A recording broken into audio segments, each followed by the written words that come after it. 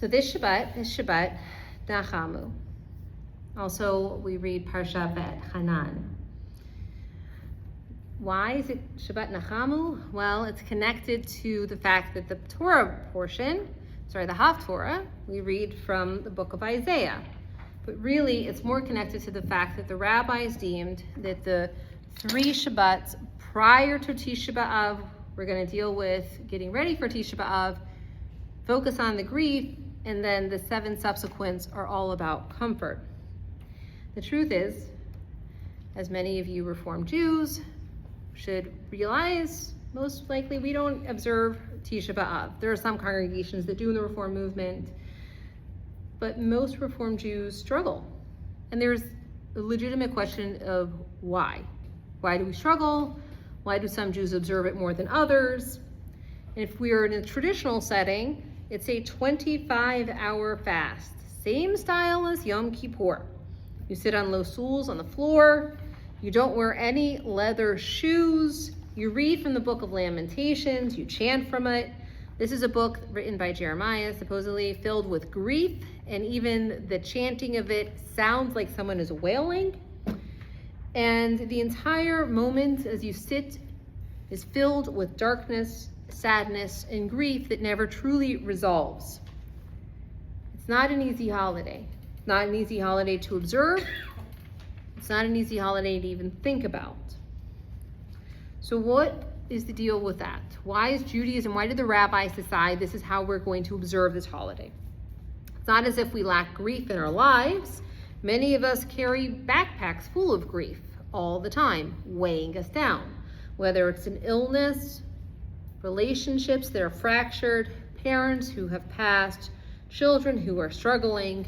After all, many researchers acknowledge we are in an epidemic of loneliness. And yet this, our holiday of grief, the rabbis demand that we grieve actively. As a scholar, I understand. I understand because the grieving is about the destruction of the first temple and the destruction of the second temple. But it's a little hard to grieve for something that happened thousands of years ago. And I can tell you, by the way, how and why those temples were destroyed. But that's a thing up here. Tisha B'Av and its observance is about the heart. The holiday asks us to focus not just on the destruction, but on the exiles, what happened after the temple was destroyed, on the expulsions, not just out of the land of Israel, but all throughout Europe. The rabbis teach us and remind us. We forgot Jews were expelled from England and all or most European countries if you look at European history. And then there was the Great Expulsion in 1492, which the rabbis also tie to Tisha B'Av. I think, though, again, these events are so far removed, it's hard for us to make a deep connection. To feel sad, not historically interested, but genuinely heartbroken about something that happened so long ago is a challenge. And I think that is the point. We are supposed to struggle with feeling sad. Not because it's good to suffer, not because I think God sits there and is like, hey, you guys should be miserable. Great idea. But because grief is like a muscle. If we don't exercise it, it kind of weakens, and sometimes we get overwhelmed by it. Tisha B'Av asks us to remember a particular type of loss. Not loss in general, not something specific, like a family member, but the loss of something precious to our people. The loss of our homeland, the loss of our temple, the loss of the connection of our ancestors to the earth, the ability to worship where and how we used to worship, after which we did become strangers in a land that's not our own for so many years. And the rabbis asked us long enough to remember, not intellectually, but to remember emotionally. Because people who have learned to enter grief actually become better at recognizing it. That's why I think in Jerusalem, there was the gate that everybody who was grieving would go into and out of, because they needed to be around people who were also like them in that same emotional space. When we've allowed ourselves to feel loss, we actually become more capable of compassion, of empathy and sympathy. The person who never allows themselves to grieve, who never allows themselves to feel sadness, who pushes it down and does everything they can to distract themselves for it, struggles at recognizing grief around them, struggles at having compassion for those who suffer. Perhaps, therefore, the rabbis were inviting us to train our hearts a little better. Our Haftorah tomorrow morning, if we were reading it in its total, begins with Nachamu, Nachamu Ami, comfort, comfort my people. And I think we miss in a way how shocking those words are. When the opening of the book of Isaiah begins, "Hear, O heaven, and grieve, and give ear, O earth," God sounds in a way maybe like an exhausted parent. I raised children and they rebelled against me. You can hear Isaiah screaming with rebuke at the Israelites, the judgment, the disappointment throughout the first parts of the book in general. The prophet is prophesying and telling Israel every single place it veered off the path. And suddenly, there's a linguistic shift. It changes. It becomes more poetic.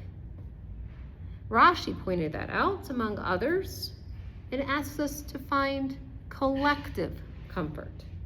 It's no longer accusing us, it's no longer exacting punishment or telling us how God will exact punishment against us. Comfort. Rashi says that the repetition, Nachamu, Nachamu, marks a turning point. And from this point, the book changes direction. And for those curious Bible nerds, this is where they would say we go from Isaiah 1 to Isaiah 2 and Isaiah 3. The season of rebuke has ended, according to Rashi, and now begins the season of consolation. And I kind of love that image. It's profound in a way. We go from having correction and being told what we're doing wrong, and accountability has its place. Truth has its place.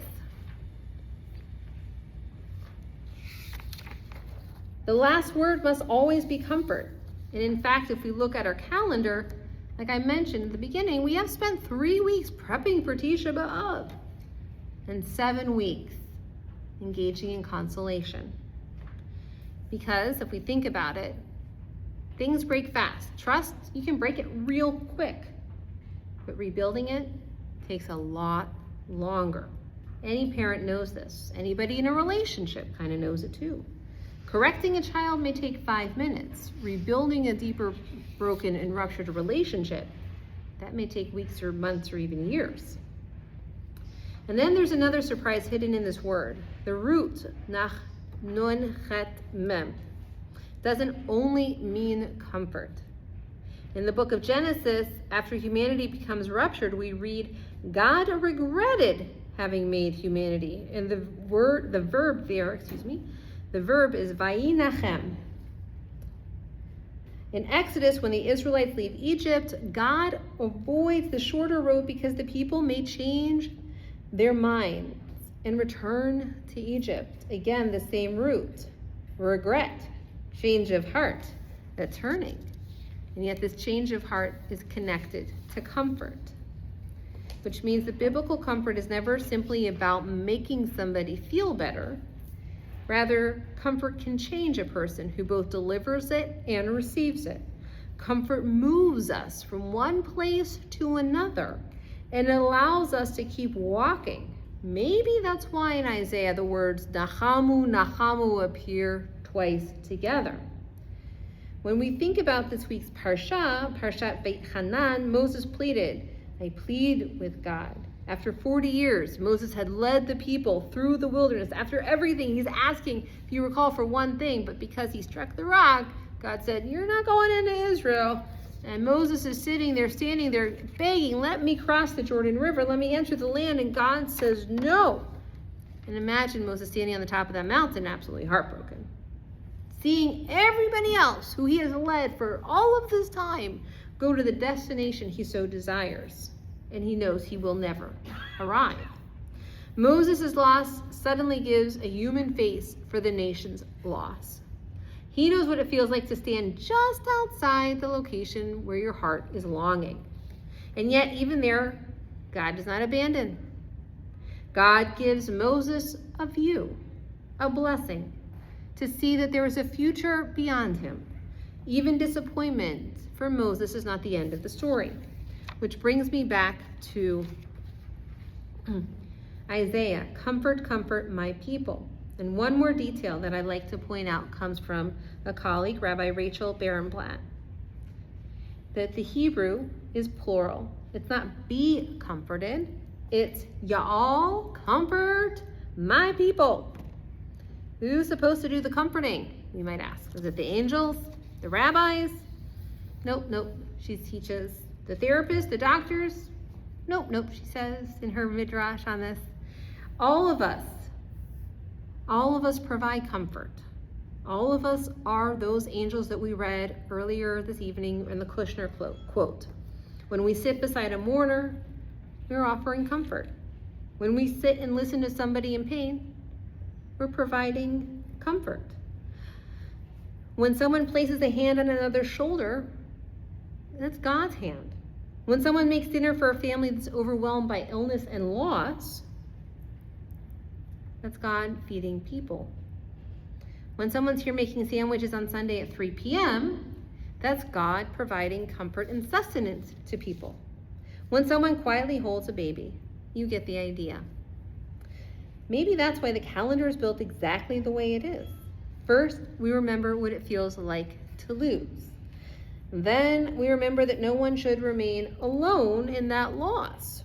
Tisha B'Av teaches us to grieve. Shabbat Nachamu teaches us what to do next. Comfort. And in comforting another person, again, not only changes them, but it changes us. Perhaps that's been God's plan this whole time. Not simply that we receive comfort, but that we become people capable of giving it. That may we have the courage to allow ourselves to grieve honestly. May we have the humility to receive comfort when we need it. May we become God's comfort for another person in need. Nachamu, nachamu ami. Comfort, truly comfort my people. Shabbat shalom.